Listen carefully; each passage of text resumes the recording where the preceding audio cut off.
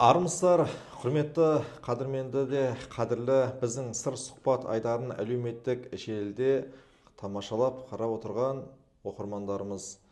Қазақта жақсы сөз бар, текті сөздің төресі терме дейді. Атам қазақ айтқандай, қызыл шоқтай қараған, қазаққа сөз тараған, бір сөзден ұл семіріп, бір сөзден ұл арыған, ата бабам о бастан қалжыңдасқан, дауласқан, бір сөз үшін дос болып, бір сөз үшін жауласқан, теңіздей жырын топтаған, қылышқа емес батыры бір ауыз сөзге тоқтаған дейді. Бүгінгі осы сыр сұхбат айдарында бір ауыз сөзге тоқтап келіп отырған, сөз қадірін өз қадірім деп білетін, бүгінгі таңда жыраулық, жыршылық өнерді дәріптеп жүрген Нұрлыбек Таласбаев ағамыз келіп отыр. Нұрлыбек аға, қош келдіңіз. Қош көрдік. Енді қасиетті Жамбыл ауданы, жалпы Жамбыл облысы айтыскер ақындарға, би шешендерге кенде оған ел емеспіз. Бірақ та енді соңғы жылдары осы жыраулық өнерде кенжелеп қалған секілді, мінекей. Мүмкін уақыт ырғағы, заман талабы солай шығар, бірақ сонда да сол жыршылықты бүгінгі таңда дәріптеп жүрген жыршылардың бірісіз. Сондықтан да енді осы жыршылық, өлең, өнер қанша жастан өзіңізге қонды деген сұрақтардан бастайық. Жақсы, рахмет. Мен енді бала кезден деп айтамыз ғой, енді бала кезден сол өзіме білінген уақыты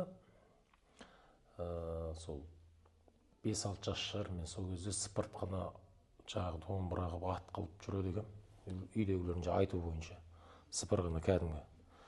Одан кейін бері келе өсе келе домбыра ұстадық. Енді сол кезден бар ғой деп ойлаймын енді.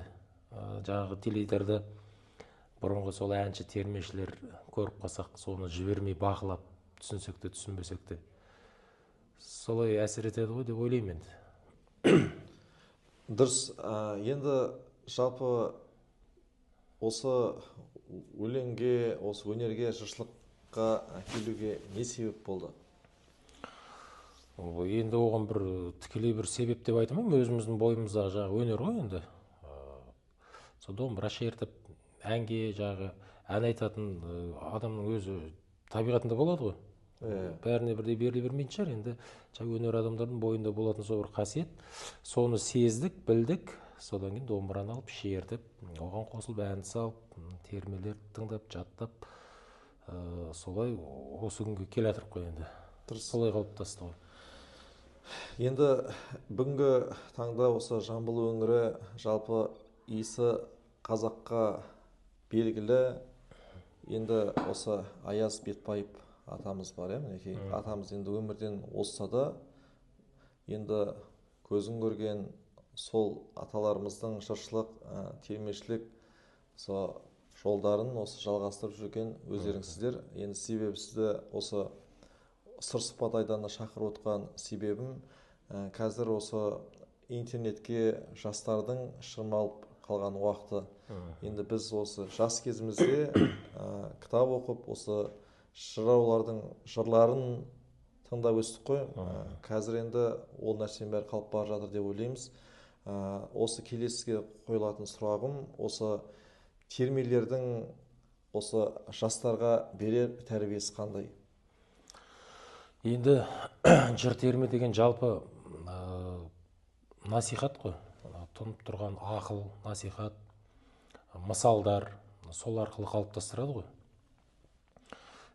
Туралап айтпаса да астарлап жеткізеді. Бір сөздің өзінде, мысалы, бір жолдың өзінде, сөзінде үлкен мағына жатады. Енді оны жастар тыңдап жүрген болса, әрине ол алар тәлім тәрбиесі өте зор. Өкінішке орай қазір біз енді жағы телефоннан шалмайтын болдық қой. Енді оған да қарама деп айту қазіргі заманда тура келмейді. Өйткені жұмыстың бәрі сонымен болып кетті. Жаңағы WhatsApp желісі бар. Оған міндетті түрде қарап отыру керек деген сияқты. Әлеуметтік желілер бар. Жаңалықтар бар. Ол енді балаға қарама деп те айта алмайсың, өйткені қазіргі мектептегі тапсырманың өзі WhatsApp-пен келіп жатады. Дұрыс. Бірақ енді екі жағын бірдей алып жүруде сол біздің дәстүріміз қалып кетеді, қалып баратыр. Енді өздеріңіздей осы өрелі осы ағаларымыз барда енді дәстүр қалмайтынына сенеміз. Бұл дәстүр қанша ғасырлардан бері өздеріңіздей осы жыршылар, термешілердің арқасында сақталып келе жатқан қазақ үшін құнды өнер. Енді қазіргі жастарға қандай осы жыршылардың, термешілердің термелерін, насихаттарын тыңдауға кеңес бересіз? Енді қазіргі таңда іліп алатын біздің жыршы термешілеріміз мысалы мына сыр өңірінен батыстан көп қой. Ел білетін, халық жақсы теледидардан күніге көріп жүрген, естіп жүрген. Бірақ барлығын бүйтіп алып келгенде баяғы көнеден келе жатқан жыр термелер, сол кездегі кісілердің енді қаншалықты біздің осындай жазу, қағаз, қаламымыз дамымағанменен сол кісілердің айтқан сөздері мағыналы әрі құнды. Қазір енді бізде барлығы жеткілікті. Қалай ойланып толғансаң да қағазымызда, жазуымызда керек десеңіз, қазір нотаға да мысалы музыка тілінде нотаға да түсіріп алуға болады. Бірақ бәрібір сол бұрынғы кісілердің деңгейіндегідей шешен сөздер, терең мағынадағы ән термелеріміз бар енді, бірақ салыстыруға келе бермейді. Дұрыс. Енді осы жыраулардың, жыршылардың, термешілердің бір бой көрсетіп жүретін жері ол әрине той, мінекей. Құдалық болсын, той болсын, той Алланың қазынасы дейді. Бірақ осы соңғы жылдары той жөнінде үлкен бір мәселелер қозғалып жатыр. Қазіргі таңда қазақ тойында, қазақ тойларында өзіңізді қынжылтатын мәселелер бар ма? Енді қазіргі тойлар, той көбейіп кетті ғой қазір.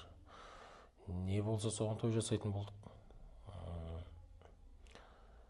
Ол той қазір өзі біздің басқасын білмеймін, қазақ қоғамында үлкен талқыға түсіп жатыр ғой. Мәні жағынан, тәрбиелігі жағынан, шыны керек кейде қызулыққа салынып, тойдың қызуына беріліп, тәрбиеден де шығып кетіп жатыр, ауытқып кетіп жатырмыз. Оны бәрі көріп те, естіп те жүрміз.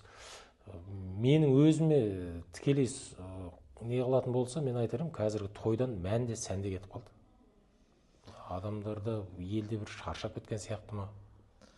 Дұрыс, енді мәнде, сәнді де осы қашып жатқан негізгі қазір осы кітаптың бетін ашпайтын асабалар деп ойлаймын негізі.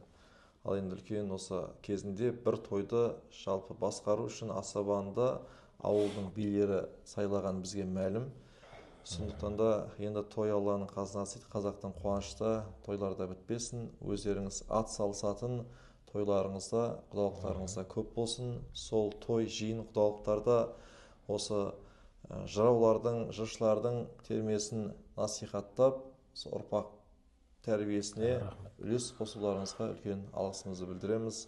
Жалпы терме болсын, жыраулық өнер болсын, барлығы осы ұлтты, жастарды, келер ұрпақты тәрбиеге шақыруға насихатталатын өлең жолдар болып келеді. Ата-ана қадірі, отан сүю, туған жер. Сондықтан да осы ұрпағымыз осы термелерден қанат алып, бойын осы интернеттен